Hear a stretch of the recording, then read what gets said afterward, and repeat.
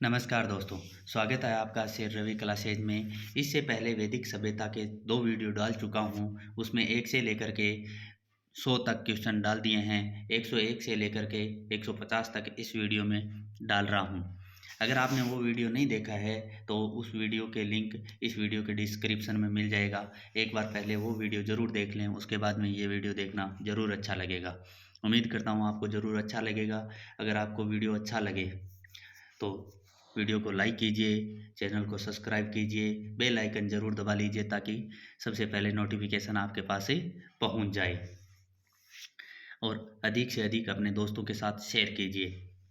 अब ज़्यादा टाइम नहीं लेते हुए प्रश्न स्टार्ट करते हैं। अपना जो इस वीडियो का जो पहला प्रश्न है और वैसे वैदिक सभ्यता का 101वां प्रश्न, निम्न में से कौन सा हिंदू विवाह का एक लक्ष्य या उद्देश्य नहीं है? हिंदू जो विवाह पद्धति थी उसमें लक्ष्य या उद्देश्य कौन सा निर्धारित नहीं था? 1 नंबर धर्म, 2 नंबर रति, 3 नंबर प्रजा, 4 नंबर अर्थ। तो इसका आंसर हो जाएगा 3 नंबर। जो हिंदू विवाह पद्धति थी उसमें विवाह का उद्देश्य धर्म, अर्थ, काम, ये जो लक्ष्य था, उद्देश्य था वो रखा गया था और प्रजा इसका कोई उद्देश्य था नहीं और इसीलिए अपना आंसर हो जाएगा 3 नंबर। अगला क्वेश्चन है 102 नंबर। ऋग्वेद में निम्नलिखित पशुओं में से किन का उल्लेख हुआ है? नीचे पशु दे रखे हैं, उनमें से किन का उल्लेख हुआ है? 1 नंबर गाय, 2 नंबर अश्व, 3 नंबर बकरी, 4 नंबर भैंस। निम्नलिखित कूट में अपना उत्तर निर्दिष्ट कीजिए। नीचे कूट दे रखे हैं, उसमें अपना उत्तर देना है। तो गाय के बारे में उनको जानकारी थी, अश्व के बारे में थी, बकरी के बारे में थी, भैंस के बारे में थी। तो इसका मतलब ये चारों हो गए। तो चारों कहाँ पे है? चौथे में। तो ये अपना आंसर हो गया 4 नंबर। अगला क्वेश्चन 103 नंबर क्वेश्चन है, ऋग्वेद में किस मंडल का प्रथम सूक्त प्राय किस देवता के लिए है? यानी किसी भी मंडल का जो प्रथम सूक्त है वो किस देवता के लिए है? 1 नंबर अग्नि, 2 नंबर इंद्र, 3 नंबर मित्र, 4 नंबर कोई भी देवता, यानी किसी भी देवता को समर्पित कर दिया होगा। तो इसमें अपना आंसर हो जाएगा अग्नि। ज़्यादातर जो ऋग्वेद के 10 मंडल है, 10 मंडल में ज़्यादातर में अग्नि को पहला सूक्त है वो अग्नि को समर्पित किया गया है। पहले अपन 102 नंबर क्वेश्चन किया था, उसमें जैसे अश्व है, अश्व का उल्लेख है ऋग्वेद में 215 बार किया गया है और गाय का 176 बार उल्लेख है ऋग्वेद में किया गया है। भैंस, बकरी और हाथी के बारे में भी उनको जानकारी थी, ऋग्वेद में उनके बारे में उल्लेख मिलता है। और बाघ और कुत्ता इसके बारे में उनको जानकारी नहीं थी, यानी इनका उल्लेख है नहीं मिलता है, कहीं पे भी नहीं मिलता है, इसलिए माना जाता है कि इनके बारे में जानकारी नहीं थी। और ये अग्नि है, अग्नि को ध्वंस और सूर्य का पुत्र कहा गया है। अग्नि को ध्वंस और सूर्य का पुत्र कहा गया है। कई बार पूछा जाता है, कई बार तो इनके क्या है कि कितनी बार आया, संख्या पूछी जाती है। जैसे सभा समिति है, सभा है जो उसका उल्लेख 8 बार हुआ है, समिति का उल्लेख 9 बार हुआ है, ये पूछा जाता है। कई बार नदियों के बारे में पूछा जाता है, कौन सी नदी का उल्लेख ऋग्वेद में कितनी बार हुआ है। जैसे मैंने बताया था, गंगा का 1 बार हुआ है, यमुना का 3 बार हुआ है, वो उल्लेख। इस प्रकार के प्रश्न कई बार पूछे लिए जाते हैं, इसलिए मैं इसके बारे में जानकारी देता रहूँगा बराबर। अगला क्वेश्चन है 104 नंबर। वरदारण्यक उपनिषद में अजातशत्रु को कहाँ का राजा कहा गया है? काशी का, कौशल का, अंग का, मगध का? तो अजातशत्रु को काशी का राजा कहा गया है। अजातशत्रु है बहुत ही विद्वान थे और इस प्रकार के कई शासक थे जिन्होंने ब्राह्मणों को शिक्षा दी है। उसमें से एक अजातशत्रु थे, एक प्रभान जवाले पंचाल के शासक थे, उन्होंने भी कई ब्राह्मणों को शिक्षित किया। उनमें फेमस नाम श्वेतकेतु और अरुणी का आता है। प्रभान जवाली है, उन्होंने श्वेतकेतु और अरुणी को शिक्षा दी थी। अजातशत्रु ने पंडित गार्ग्य को शिक्षा दी थी और इस प्रकार के एक विद्वान शासक और हुए थे, उनका नाम था जनक। विदेह के शासक थे जनक। अगला क्वेश्चन है 105 नंबर। प्रसिद्ध सूक्ति तत्त्वामसि निम्नलिखित में से किस एक उपनिषद में मिलती है? 1 नंबर है मुंडक, 2 नंबर है मांडुक्य, 3 नंबर है ऐसा नहीं है ईशावास्य है, ऐसा अवश्य लिख दिया है, ईशावास्य है, और 4 नंबर है छांदोग्य। तो अपना आंसर है छांदोग्य उपनिषद। 4 नंबर है अपना आंसर हो जाएगा। तत्त्वामसि जो सूक्ति है वो छांदोग्य उपनिषद में मिलती है। उसके बाद में अगला क्वेश्चन है 106 नंबर। 106 नंबर में है निम्नलिखित में से किस एक स्मृति में यह कथन मिलता है राजपत्र कपड़े पर अथवा ताम्रपट्टिका पर लिखे जाते थे? राजपत्र है संदेशा है, एक स्थान से दूसरे स्थान भेजते थे, वो संदेशा है किस पर लिखा जाता था? राजपत्र या कपड़े पर लिखा जाता था? ये विवरण है वो किस स्मृति में मिलता है? पराशर स्मृति, याज्ञवल्क्य स्मृति, मनु स्मृति, शंख स्मृति। तो ये विवरण है अपने को मिलता है मनु स्मृति में। अपना आंसर हो जाएगा 3 नंबर। अगला क्वेश्चन 107 नंबर। 107 नंबर क्वेश्चन में निम्न में से किस लेखक ने नर्मदा नदी को आर्यव्रत का दक्षिण पथ को विभाजन करने वाली रेखा माना है? यानी लेखक का नाम बताना है, कौन सा लेखक था जिसने नर्मदा नदी को आर्यव्रत और दक्षिणापंथ यानी 2 भागों, भारत के 2 भागों में बांटा है, और दक्षिणापंथ की जो रेखा माना है नर्मदा नदी को। 1 number Kautilya, 2 number Shudraka, 3 number Rajashekhar, 4 number Dandi. तो राजशेखर है, इन्होंने कहा है कि नर्मदा नदी है वो आर्यों के दक्षिणी सीमा थी। उसके बाद में 108 नंबर क्वेश्चन है निम्नलिखित में से कौन वेदांग ज्योतिष लेखक के रूप में ख्यात थे? यानी वेदांग ज्योतिष के लेखकों में प्रसिद्ध 1 number Latadeva, 2 number Aryabhata, 3 number Brahmagupta, 4 number Lagadha. तो लगध मुनि का वेदांग ज्योतिष है वो बहुत ही फेमस ज्योतिष है। अपना आंसर हो जाएगा 4 नंबर। ज्योतिष में है वो ब्रह्मांड और नक्षत्रों के विषय में भविष्यवाणी की जाती थी, उनका ज्योतिष का है ये विषय था। ज्योतिष के अन्य ग्रंथ भी मिलते हैं, जैसे गार्गी संहिता है, बृहद संहिता है, नारद संहिता है, ये भी बहुत ही प्रसिद्ध थे। अगला क्वेश्चन है देवकी पुत्र कृष्ण का प्राचीनतम उल्लेख कहाँ मिलता है? ऋग्वेद में, अथर्ववेद में, शतपथ ब्राह्मण में, छंदोग्य उपनिषद में। तो अपना आंसर कौन सा हो जाएगा? 4 नंबर। इसके बारे में छंदोग्य उपनिषद के बारे में मैंने डिटेल से पहले वाले वीडियो में बताया है। 1 नंबर वीडियो है वैदिक सभ्यता का, उसमें बताया है। अगर आपने वो वीडियो नहीं देखा है तो उस वीडियो का लिंक इस वीडियो के डिस्क्रिप्शन में मिल जाएगा, आप एक बार उस पर ज़रूर विजिट कीजिए।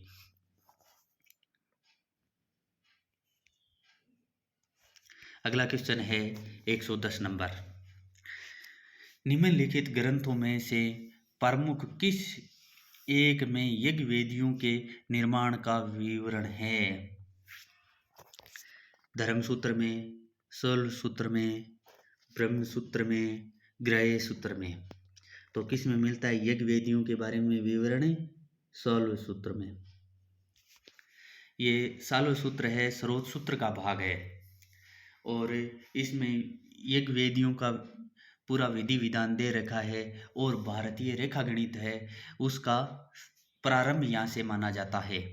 और आर्यों को ज्यामितिक आकृतियों के बारे में जानकारी का हम कह सकते हैं कि जानकारी थी, क्योंकि वे वेदियों के नाप, लंबाई, चौड़ाई सब इसमें दे रखा है। तो ज्यामितिक ज्ञान के परिचायक है एक प्रकार से देखा जाए तो।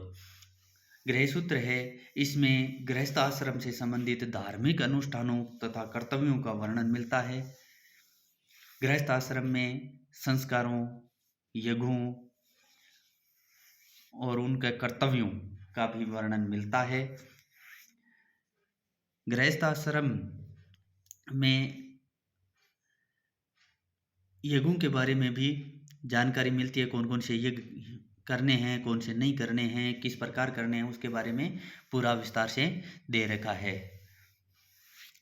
अगला है धर्मसूत्र, और धर्मसूत्र है, धर्मसूत्रों में ज़्यादातर जानकारी मिलती है राजनीतिक, सामाजिक और धार्मिक कर्तव्यों के बारे में।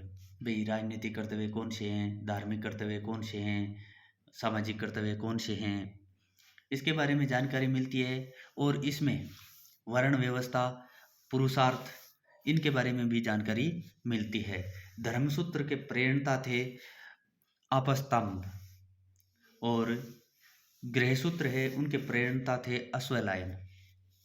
इनका भी नाम याद रखना बहुत जरूरी है, क्योंकि इसके रचयिताओं के नाम पूछे जाते हैं। कई बार पूछ लिया जाता है गृहसूत्र के रचयिता या प्रेरणता कौन थे, तो गृहसूत्र के अश्वलायन और धर्मसूत्र के आपस्ताम। अगला क्वेश्चन है, ऋग्वेद में यदुजन का अधिकतर किसके साथ युग बनता, यानी यदुजन के साथ है वो किसका नाम अधिकतर आता था, कौन सा जन था जो उसके एक प्रकार से सहजन था। अनु, दुर्यु, तुर्वसु, पुरु। तो इसमें अपना आंसर हो जाएगा 3 नंबर, तुर्वसु है। इसका नाम हमेशा लगभग ज़्यादातर जगह यदुजन के साथ मिलता है। अगला क्वेश्चन है, और यदुजन और तुर्वस ये दोनों जन है दक्षिणी पंजाब में रहते थे, और पास पास होने के कारण इनका नाम है वो आता था। अगला क्वेश्चन है, बोगिज कोई महत्वपूर्ण है क्योंकि ये मध्य एशिया एवं तिब्बत के मध्य एक महत्वपूर्ण व्यापारिक केंद्र था। नहीं, ऐसा तो कोई विवरण नहीं मिलता। यहाँ से प्राप्त अभिलेखों में वैदिक देवताओं एवं देवियों का नामोल्लेख प्राप्त होता है। हाँ, ये बात तो सही है। वेद के मूल ग्रंथों की रचना यहाँ हुई थी। नहीं, उपरोक्त में से कोई नहीं। नहीं, अपना आंसर हो जाएगा 2 नंबर। इसमें जो वैदिक देवता है इंद्र, वरुण, मित्र और नासत्य, इनके नाम मिलते हैं जो बोगिजगोई में शिलालेख मिला है उसमें।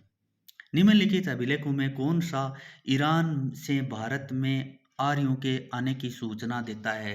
जो अभिलेख नीचे दे रखे हैं उनमें से कौन सा अभिलेख है जो ये बताता है कि आर्य ईरान से आए थे। तो ईरान में जो अभिलेख मिला है वो बोगिजगोई का अभिलेख मिला है, और उसमें आर्य देवता हैं उनके नामोल्लेख मिले हैं, और इससे अनुमान लगाया जाता है ईरान से आर्य भारत आए थे। अगला क्वेश्चन है 114 नंबर, शतपथ ब्राह्मण में उल्लेखित राजा विदेथ से संबंधित ऋषि थे। 1 number Bharadwaj, 2 number Vashishtha, 3 number Vishwamitra, 4 number Gautam Rahugana. तो विदेथ माताओं की जो कथा है उसमें गौतम राहुगण जो उनके ऋषि थे उनके बारे में विवरण मिलता है। आर्यों के पूर्व दिशा की ओर प्रसार के विषय में जो शतपथ ब्राह्मण में कथा मिलती है उसमें इसका विवरण है। अगला क्वेश्चन है 115 नंबर, उत्तर वैदिक काल में निम्नलिखित में से किसको आर्य संस्कृति का धुर समझा जाता था। अंग, मगध को, कौशल, विदेह को, कुरु, पंचाल को और मत्स्य सूरसेन को। तो इसमें अपना आंसर हो जाएगा 3 नंबर, कुरु और पंचाल को, जो उत्तर वैदिक काल में प्रसिद्ध जन थे। उत्तर वैदिक काल में आते आते क्या है कि नगरीकरण के प्रक्रिया प्रारंभ हो चुकी थी, और इस समय कुरु और पंचाल प्रमुख नगर बन गए थे, और उत्तर वैदिक काल में सभ्यता के प्रमुख केंद्र के रूप में जाने लगे। अगला क्वेश्चन है 116 नंबर, गोत्र शब्द का प्रयोग सर्वप्रथम हुआ था अथर्ववेद में, सामवेद में, ऋग्वेद में, यजुर्वेद में। तो गोत्र शब्द का जो सर्वप्रथम उल्लेख है वो अथर्ववेद में, ऋग्वेद में होता है। गोत्र शब्द का सर्वप्रथम प्रयोग है वो ऋग्वेद में होता है। अब अगला क्वेश्चन है 117 नंबर। 117 नंबर क्वेश्चन में दे रखा है, निम्नलिखित अवतारों में कौन प्राचीन साहित्य में प्रजापति के रूप में वर्णित है। मत्स्य, वराह, वामन, नरसिंह। निम्न कूट से सही उत्तर का चयन कीजिए। नीचे जो कूट दे रखा है उससे सही उत्तर का चयन करना है। तो प्रजापति के रूप में मत्स्य नहीं था, तो ये अपना कट हो गया। उसके बाद में वराह, हाँ वराह था। वामन, वामन नहीं था। और नरसिंह है। तो इसमें अपना आंसर अगर मान लो कि इसमें केवल दो अगर कहीं होता तो ये सही होता, परंतु दो नहीं है तो 2 और 4 ये अपना आंसर है, सही हो जाएगा। 2 नंबर आंसर है वो अपना सही हो जाएगा। अगला क्वेश्चन है 118 नंबर।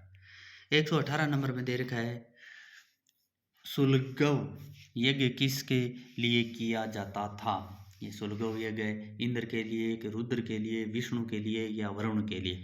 सुलगव यज्ञ है ये रुद्र के लिए किया जाता था। किसके लिए? रुद्र के लिए किया जाता था। और इसका विस्तृत वर्णन है वो ग्रह सूत्र में मिलता है। और रुद्र को खुश करने के लिए यहाँ पर इस यज्ञ में बेल की बलि दी जाती थी। अगला क्वेश्चन है 119 नंबर।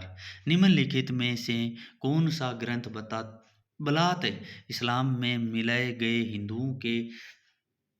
हिंदू धर्म में पुनः प्रवेश के लिए नियमों को प्रस्तुत करता है। तो इसके बारे में 1 नंबर है देवल स्मृति, 2 नंबर है नारद स्मृति, 3 नंबर है विष्णु स्मृति, 4 नंबर है याज्ञवल्क्य स्मृति। तो देवल स्मृति है उसमें इस प्रकार का विवरण मिलता है। जो पुराने टाइम में हिंदू थे और बाद में मुस्लिम धर्म में कन्वर्ट हो गए, उनको वापस हिंदू धर्म में लाने के लिए जो कर्म, जो यज्ञ किया जाता है, जिस प्रकार के मंत्रों का उच्चारण किया जाता है, उसका विवरण देवल स्मृति में मिलता है। अगला क्वेश्चन है इंद्र महाभिषेक का विवरण दिया गया है। शतपथ ब्राह्मण में, ऐतरेय ब्राह्मण में, अथर्ववेद में, ऋग्वेद में। तो ऐतरेय ब्राह्मण है उसमें इसका विवरण दिया गया है। अगला क्वेश्चन है 121 नंबर। 121 नंबर क्वेश्चन में ऋग्वेद में कौन से वैदिक देवता सहस्त्र स्तंभों वाले भवन में निवास करते हुए वर्णित है। 1 नंबर है मित्र एवं वरुण, 2 नंबर है उषा और सूर्य, 3 नंबर है यम और यमी, 4 नंबर है इंद्र और अग्नि। तो इसमें सहस्त्र स्तंभों वाले भवन में निवास करने वाले इंद्र और अग्नि बताए गए हैं। इंद्र ऋग्वेद काल में सबसे प्रसिद्ध देवता था। इसके जो वर्णन मिलता है वो लगभग 250 सूक्त में इसका वर्णन मिलता है। उसे युद्ध का देवता और वर्षा का देवता भी माना जाता था। और अग्नि का वर्णन है ऋग्वेद में 200 सूक्तों में मिलता है। और इसको एक प्रकार से अतिथि देवता के रूप में माना जाता था। और ये मनुष्य और देवता के बीच में मध्यस्थ का कार्य करते थे। जो मनुष्य है यज्ञ के माध्यम से जो आहुति देता था वो देवता के पास पहुंचाने का कार्य किसका था? अग्नि का। उसके बाद में 122 नंबर क्वेश्चन है निम्नलिखित में से किस विदुषी ने वैदिक मंत्रों की रचना की थी। 1 number Gargi, 2 number Maitreyi, 3 number Vishwavara और घोषा, 4 नंबर ज्वाला। तो इसमें अपना आंसर हो जाएगा 3 नंबर विश्ववरा और घोषा। इसके बारे में मैं पहले बता चुका हूँ। जो महिलाएं वैदिक मंत्रों की रचना की थी एक बार बता देता हूँ। लोभमुद्रा, घोषा, अपाला, सास्वती, इंद्राणी, सिक्ता, नियावरी, ये महिलाएं थी। इन्होंने वैदिक मंत्रों की रचना की थी। अगला क्वेश्चन है 123 नंबर। वैदिक साहित्य में सभा और समिति को किस देवता की 2 पुत्रियां कहा गया है। तो वैदिक जो साहित्य है उसमें प्रजापति की पुत्रियां बताया गया है। किसकी पुत्रियां बताया गया है? प्रजापति की। और अथर्ववेद में प्रजापति की पुत्रियों के रूप में सभा और समिति का नाम दिया गया है कि सभा और समिति है, प्रजापति की 2 पुत्रियां हैं। ऋग्वेद में सभा का उल्लेख 8 बार मिलता है और समिति का उल्लेख 9 बार मिलता है। सभा में स्त्रियां भाग लेती थी ऋग्वेद काल में। तो उत्तरवेद काल में आते आते स्त्रियों का स्थान है वो रिक्त कर दिया गया था, यानी स्त्रियां बाद में भाग नहीं लेती थी उत्तरवेद काल में। और ये समिति है, ये बड़ी संस्था थी, ये वर्तमान की लोकसभा के समान थी। इसमें मुख्य कार्य इसका था युद्ध है, संधि है, आयव्यय का हिसाब है, और राजा का निर्वाचन है वो समिति करती थी, और समिति का जो अध्यक्ष होता था उसे ईशान कहा जाता था। अगला क्वेश्चन है, द्विज किसे कहा जाता था? ब्राह्मण, क्षत्रिय, वैश्य, क्षत्रिय वैश्य शूद्र, ब्राह्मण वैश्य शूद्र, शूद्र क्षत्रिय ब्राह्मण। तो द्विज है ब्राह्मण, क्षत्रिय और वैश्य को कहा गया। द्विज का मतलब दोबारा जन्मा।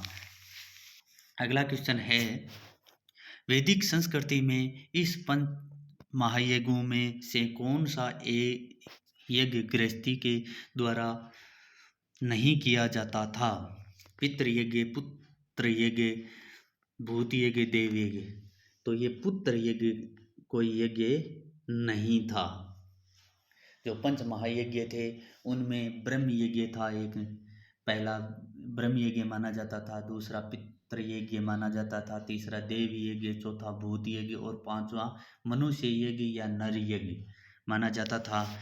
पुत्र यज्ञ कोई यज्ञ नहीं था। अगला क्वेश्चन है 126 नंबर। 126 नंबर में है, वेद यज्ञ प्रस्तावित करते हैं कि यह सारा ब्रह्मांड एक व्यवस्थित इकाई है जो एक सर्वव्यापी नियम के अंतर्गत है। इस नियम का नाम है गुरुत्वाकर्षण का नियम, भाग्य का नियम, ऋत का नियम या क्रिया प्रतिक्रिया का नियम। तो ऋत का नियम। और ऋत का प्रमुख किसे माना जाता है? वरुण को। ऋतस्य गोपा कहा गया है। अगला क्वेश्चन है 127 नंबर। धर्म पुरुषार्थ अन्य तीन की तुलना में प्रथम है, इसे प्राथमिक स्थान देना ये संकेत करता है कि अर्थ, काम और मोक्ष पुरुषार्थ निम्न है। नहीं, निम्न तो नहीं है, ये तो नहीं कह सकते। यह तीनों धर्मों से संबंधित और संदर्भित होकर पुरुषार्थ बनते हैं। हाँ, ये सही है। पुरुषार्थ एक दूसरे से संबंधित नहीं है, संबंधित तो है। मोक्ष पुरुषार्थ अन्य तीनों को स्वयं में समाहित कर लेता है। नहीं, तो इसका मतलब अपना आंसर हो जाएगा 2 नंबर। ये तीनों धर्मों से संबंधित और संदर्भित होकर पुरुषार्थ बनते हैं। अगला क्वेश्चन 128 नंबर। निम्न में से किसकी पूजा ऋग्वेद काल में नहीं होती थी? अग्नि की, पृथ्वी की, लिंग की, वायु की। तो लिंग की पूजा है वो ऋग्वेद काल में नहीं होती थी। अगला क्वेश्चन है 129 नंबर। चारों आश्रमों का उल्लेख सर्वप्रथम किस उपनिषद में हुआ? मुंडकोपनिषद, छांदोग्य उपनिषद, वृहदारण्यक उपनिषद, ज्वालोपनिषद। तो किस में होता है? ज्वालोपनिषद में। अगला क्वेश्चन है, निम्न में से कौन सा वैदिक साहित्य का भाग नहीं है? निम्न में से कौन सा वैदिक साहित्य का भाग नहीं है? ब्राह्मण, आरण्यक, उपनिषद, भागवत गीता। तो भागवत गीता है, ये वैदिक साहित्य का भाग नहीं है। अगला क्वेश्चन है, श्रुति साहित्य नहीं है। ब्राह्मण, आरण्यक, उपनिषद, वेदांग। तो श्रुति साहित्य का भाग है वो वेदांग नहीं है। 4 नंबर ऑप्शन है अपना राइट हो जाएगा। वैदिक साहित्य है उसको 2 भागों में बांटा गया है, एक तो श्रुति साहित्य, दूसरा है स्मृति साहित्य। तो श्रुति साहित्य है उसमें 4 वेद आ जाते हैं, ऋग्वेद, सामवेद, अथर्ववेद और यजुर्वेद। ये चारों वेद आ जाते हैं। और ब्राह्मण ग्रंथ, उपनिषद और आरण्यक श्रुति साहित्य में आते हैं। और स्मृति साहित्य में वेदांग है, सूत्र ग्रंथ है, स्मृति ग्रंथ है, धर्मशास्त्र है, ये स्मृति साहित्य में आ जाते हैं। उसके बाद में अगला क्वेश्चन है, प्राचीन काल में कृषि और कारीगरी पेशा था। 1 नंबर वैश्य का, 2 नंबर शूद्र का, 3 नंबर क्षत्रिय का, 4 नंबर ब्राह्मण का। तो जो कृषि और कारीगरी ये पेशा था ये शूद्र का था। अगला क्वेश्चन है 133 नंबर। 133 नंबर प्रश्न में निम्नलिखित में से किसने इस सिद्धांत का प्रतिपादन किया है कि ऋग्वेद, आर्य और हड़प्पा सभ्यता के लोग एक ही थे? रोमिला थापर ने, R.S. शर्मा ने, मार्टिमर हैविलर ने, वीबी लाल ने। तो इसमें अपना आंसर हो जाएगा 2 नंबर। 2 नंबर आंसर है वो सही हो जाएगा। अगला क्वेश्चन है 134 नंबर। 134 नंबर में निम्नलिखित में से एक देवता से संबंधित सभी मंत्र ऋग्वेद के एक अलग मंडल में संकलित है, वह देवता कौन है? अग्नि, वरुण, इंद्र, सोम। तो वो देवता सोम है। सोम का विवरण है ऋग्वेद के 9वें मंडल में मिलता है और पूरा का पूरा मंडल है वो सोम को समर्पित है। अगला क्वेश्चन है 135 नंबर। एशिया महाद्वीप के किस देश से बोगज को अभिलेख प्राप्त हुआ? 1 नंबर भारत से, 2 नंबर सीरिया से, 3 नंबर इराक से, 4 नंबर तुर्की से। तो बोगज कोई का अभिलेख है ईरान से प्राप्त होता है। अपना आंसर हो जाएगा 3 नंबर। अगला क्वेश्चन है 136 नंबर। ऋग्वेदिक भरत रोग नहीं लोग संबंधित हैं। भरत लोग, यहाँ रोग लिखा हुआ है, रोग नहीं है, ये लोग है। लोग संबंधित हैं सिंधु घाटी से, सरस्वती घाटी से, सतलज घाटी से, पुरुषणी घाटी से। तो भरत लोग किससे संबंधित है? पुरुषणी घाटी से। अगला क्वेश्चन है सूर्पे का संबंध निम्नलिखित में से किस वैदिक यज्ञ से था? ये प्रश्न बहुत इंपॉर्टेंट प्रश्न है, इसके बारे में कई बार रिपीट हुआ है। कई क्वेश्चन ऐसे होते हैं जो लगभग साल में एक आध बार दिख ही जाता है, उसमें से ये प्रश्न है। सूर्पे किस यज्ञ का मुख्य था? तो इसमें पहला है अग्निष्टोम, दूसरा है राजसूय, तीसरा है सोत्रामणि, चौथा है वाजपेयी। तो अपना आंसर हो जाएगा सोत्रामणि। सोत्रामणि यज्ञ था, उसमें सूर्पे खूब होता था। सूर्पे मतलब जो सोम है वो पीने का प्रबंध। अगला क्वेश्चन है 138। मनु के अनुसार किस अपराध के लिए ब्राह्मण को अन्य वर्गों के व्यक्तियों से अधिक दंड दिया जाना चाहिए? 1 नंबर हत्या, 2 नंबर चोरी, 3 नंबर देशद्रोह, 4 नंबर अन्य वर्णों के व्यक्तियों के लिए अपशब्दों का प्रयोग। तो मनु के अनुसार ये विवरण है चोरी के बारे में है कि अगर ब्राह्मण चोरी करता है तो उनको सबसे ज़्यादा दंड मिलना चाहिए और शूद्र चोरी करता है तो उसे सबसे कम दंड मिलना चाहिए। अगला क्वेश्चन है 139 नंबर। निम्नलिखित में से किस प्राचीन ग्रंथ में यह कहा गया है कि राजा सबका शासक है ब्राह्मणों को छोड़कर? मनु स्मृति, याज्ञवल्क्य स्मृति, विष्णु स्मृति, गौतम धर्मसूत्र। तो किस में कहा गया है? मनु स्मृति में। मनु स्मृति में कहा गया है कि राजा है ब्राह्मणों को छोड़कर सबका शासक होता है। मनु स्मृति में यह कहा गया है कि 10 वर्षीय ब्राह्मण है वो 100 वर्षीय क्षत्रिय से श्रेष्ठ है।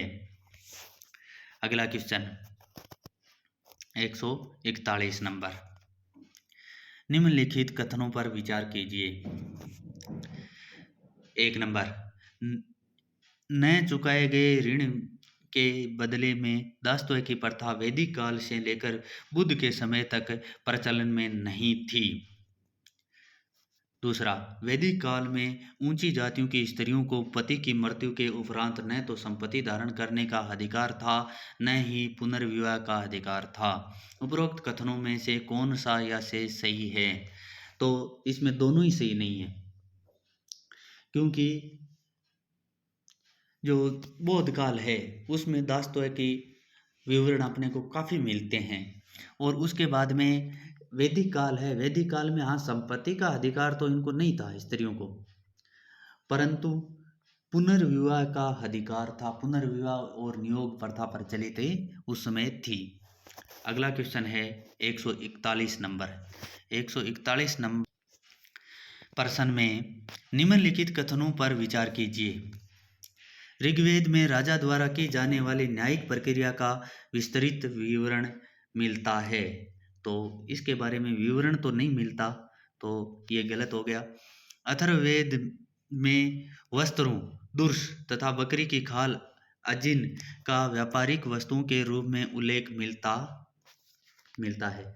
तो इसका ये सही है, हाँ मिलता है। तो अपना इसमें आंसर हो जाएगा 2 नंबर, क्योंकि इसमें सही पूछा गया है कौन सा सही है। तो पहला गलत है, दूसरा सही है, तो अपना आंसर 2 नंबर। अगला क्वेश्चन है 143। निम्नलिखित कथनों पर विचार कीजिए। महाकाव्य महाभारत में हरिवंश नामक परिशिष्ट है। तो ये बात सही है, परिशिष्ट है। मार्कंडेय पुराण प्राचीन पुराणों में से एक है तथा वैदिक देवताओं जैसे इंद्र, अग्नि तथा सूर्य आदि का वर्णन है। हाँ ये भी सही है। उपरोक्त कथनों में से कौन से सही है? दोनों सही है, तो अपना आंसर हो जाएगा 3 नंबर। अगला क्वेश्चन है, ऋग्वेद काल में जनता निम्न में से मुख्यतः किस में विश्वास करती थी? मूर्ति पूजा में, एकेश्वरवाद में, देवी पूजा में, बलि एवं कर्म कांड में। तो ऋग्वेद काल में बलि और कर्म कांड ये ज़्यादा प्रचलित था। अगला क्वेश्चन है 145 नंबर। अभी तक आपने वीडियो को लाइक नहीं किया है तो ज़रूर वीडियो को लाइक कीजिए। अगर चैनल को सब्सक्राइब नहीं किया है, नए हो तो चैनल को सब्सक्राइब कीजिए। अगला क्वेश्चन है 145 नंबर। निम्न में से किस नदी को ऋग्वेद में माते तमा, देवी तमा और नदी तमा संबंधी किया गया है? यानी जो उपाधियां दी गई है नदी को, उसके बारे में बताया गया है। माते तमा, देवी तमा और नदी तमा। सिंधु को, सरस्वती को, वितस्ता को, यमुना को। तो ये किसको दी गई है? सरस्वती को। अपना आंसर हो जाएगा 2 नंबर। अगला क्वेश्चन है 146 नंबर। उस जनजाति का नाम बताइए जो ऋग्वेद आर्यों के पंचजन से संबंधित नहीं है। येदु, पुरु, तुर्वसु, किकट। तो इसमें जो किकट है ये पंचजन से संबंधित नहीं है। पंचजन है उसमें येदु, दुर्युहु, पुरु, अनु, तुर्वसु ये पंचजन कहलाते थे और इसमें किकट शामिल नहीं था। अगला क्वेश्चन है 147 नंबर। 147 नंबर में, प्राचीन काल में आर्यों के जीविकोपार्जन का मुख्य साधन था कृषि, शिकार, शिल्प, कर्म, व्यापार। तो इसमें अपना आंसर हो जाएगा कृषि। ऋग्वेद काल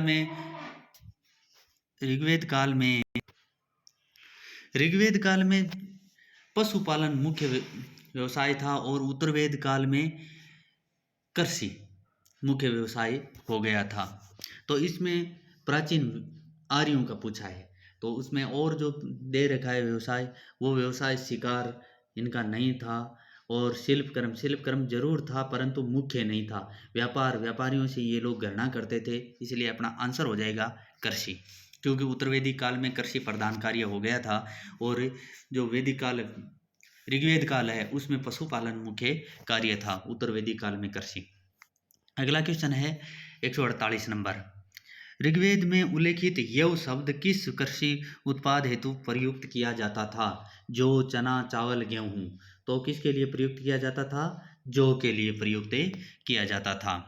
यव यानी जौ, यव संस्कृत में जौ को कहा जाता है। अगला क्वेश्चन है 149 नंबर। ऋग्वेदिक पणि किस वर्ग के नागरिक थे? 1 नंबर पुरोहित, 2 नंबर लोहार, 3 नंबर स्वर्णकार, 4 नंबर व्यापारी। तो पणि थे वो व्यापारी थे। आर्य लोग इनसे घृणा करते थे क्योंकि ये ब्याज पर पैसे देते थे और अधिक ब्याज लेते थे। इसके कारण ये लोग आर्य लोग है वो पणि यानी व्यापारियों से घृणा करते थे। उसे बेकनाट या सूदखोर भी कहा जाता था। अगला क्वेश्चन है इस वीडियो का अंतिम क्वेश्चन 150 नंबर। वैदिक युग में प्रचलित लोकप्रिय शासन प्रणाली थी निरंकुश, प्रजातंत्र, गणतंत्र, वंश परंपरा, राजतंत्र। तो वंश परंपरागत राजतंत्र है ये व्यवस्था वैदिक युग में अधिक प्रचलित थी। कई कई चुनाव के भी अपने को उदाहरण मिलते हैं, परंतु सबसे ज़्यादा प्रचलित वंश परंपरागत राजतंत्र था। अगर आपको वीडियो पसंद आया है तो वीडियो को लाइक कीजिए, चैनल को सब्सक्राइब कीजिए और अधिक से अधिक दोस्तों के पास शेयर कीजिए। धन्यवाद।